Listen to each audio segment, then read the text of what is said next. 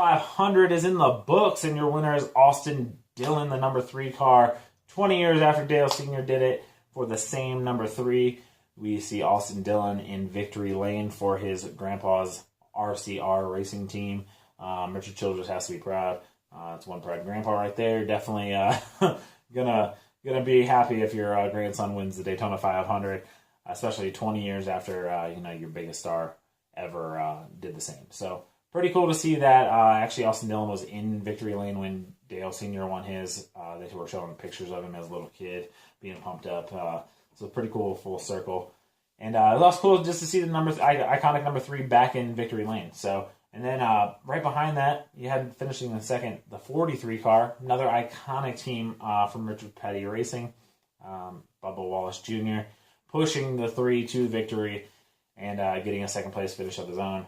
Really awesome to see. Bubba Wallace at one point last year was not even in a ride. His Xfinity Series car just kind of went to the wayside, and he was out of a ride for a little bit. And then Eric Amarola got hurt in an accident, and Bubba Wallace ran for him for a little bit and showed that he could really drive the car. I think that's why he's in that 43 today. And he definitely didn't disappoint right off the bat by creating a second place finish. Super awesome to see that. There was a little bit of heated exchange between him and Denny Hamlin, who finished third, about kind of, maybe racing hard. Bubba Wallace came down to side draft, and maybe it was a little too aggressive, maybe it wasn't. Hamlin, I think his tire got cut, and they both went into the wall, but, all's fair in racing, I guess, and especially after all those accidents on the track that day. There's about 12 wrecks, which was pretty crazy. It seemed like there was a wreck every time you turned around. So the big one, Daytona, it's synonymous, and there was quite a few of them. Ended a lot of people's days, put a lot of people in positions they didn't want to be in. But all in all, really good, entertaining race. Ryan Blaney led 118 laps, which was pretty impressive. Went out and definitely just drove, looked like he was in control. If the race goes to who should win, Ryan Blaney probably should have won, but that's not how racing goes. It's whoever finishes first on that last lap, and unfortunately for Ryan Blaney, that wasn't him, but solid 7th place finish for him and 118 laps led, which will go a long way to giving him confidence and obviously just a good start to the season. Also wanted to touch on, real quick, Matthew DiBenedetto. He had everybody kind of excited right towards the end. A smaller racing company or racing team being that high up looked solid. I mean, he looked like he could take it if he had the right chance. Unfortunately, got caught up in a wreck towards the end and crashed out. But I think he was running as high as 2 at one point. I know he was solidly sitting in that 3 spot for a while. So good racing by Matthew Benedetto. God, that is a tough name. That's why I call him Di Burrito. But whatever. I'm going to pronounce that as however I want. No, seriously, good racing by him and his racing team. They should definitely be proud of their effort and build on that going forward in the season. He always does really good in iconic tracks, I've noticed. So interesting on that. I guess he steps up in the biggest stages. So would like to see him be able to finish that top 5. But good race either way. And kind of talking about how Blaney raced this race, winning or leading 118 laps. You kind of have the same thing last year, previewing Atlanta race. Last year, Kevin Harvick did pretty much the same thing, led a ton of laps, didn't win the race, unfortunately, but came out and pretty much owned that track for the majority of the day. Last year's winner was Brad Keselowski. I like Atlanta. It's pretty cool racing to see. The Folds of Honor Quiktrip 500 is what it's called this year. And we'll see some really good racing here. You had a couple of drivers that have really shown that they can do what they want on the track, one of them being Kevin Harvick. Kevin Harvick's over the last 4 races here, like 734 laps led. It's pretty impressive to see someone kind of just go out and own that many laps.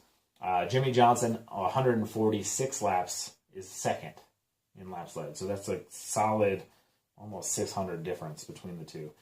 It's a pretty major dominance by Kevin Harvick. Like I said, Brad Keselowski, your last year winner. And in the last 4, you had Jimmy Johnson winning it twice, and I believe Casey Kane was the other one. So had a couple different drivers win it. It'll be interesting to see who can get out there and race it hard this year. With the new guys coming in and the new packages, we'll definitely see some really good racing for sure. And definitely want to see what the practices and qualifying look like come, the weekend. So that's really the biggest headlines we have. Going back to kind of touch on kind of how we ended the headlines last week. Unfortunately, Danica Patrick's career is done in NASCAR. She did crash out. She was actually running pretty well. She just couldn't put it together at the end and kind of got caught up in a wreck. And unfortunately, that wreck took out quite a few people. I believe that she was involved in the one with Chase Elliott and Brad Keselowski, and I think Kevin Harvick maybe. There was so many that it was hard to keep track of, but definitely went out. And but in the grand scheme of things, an amazing career for a very amazing pioneer in the sport. Definitely look to see more females racing at some point in the future, and Danica was one of the people that helped lead that way. So thank you, Danica, for showing everyone that it's possible, and good luck in the rest of your career, moving on to other things, and good luck in the Indy 500. And again, like last week, if you are looking to enhance your Sunday experience while watching NASCAR, I really urge you to play DraftKings. It's really awesome. It's fun. It's super cool to set up a team and basically make exactly, like your own race team. You're putting your best drivers based on who you think should go in there. And if you're already playing and you want an edge, or if you're new and you want an edge, definitely go check out dfsboutique.com, the Fantasy Boutique. I'm wearing that right now. Super awesome guys. Jay over there is the NASCAR wizard. You can't really go wrong by picking that man's brain at all. You can join their group. They have a subscription you can go check out. You'll get even more in-depth information from them. It's about 50 cents a day, but they do all sports. They do NBA, MMA, MLB, NFL, PGA, NASCAR, you name it, they got you covered. So 50 cents a day, you really can't beat it. So if you're an established player and you've been playing for a long time, definitely a solid investment over there. So check them out again, dfsboutique.com. And also over on their YouTube channel every Saturday. I did one last Saturday. I'll do it again this Saturday. And going forward throughout the entire season, I will be doing Ant's roster building blocks. It's basically a couple drivers that I think you should start your lineup with in a quick hits format. And I'm going to be doing that exclusively for the Fantasy Boutique, which is really cool. And that will be posted pretty much every Saturday or early into Sunday morning. So go check that out, and you can do that at their YouTube channel. You can check out last week's right here if you would like. So, all right.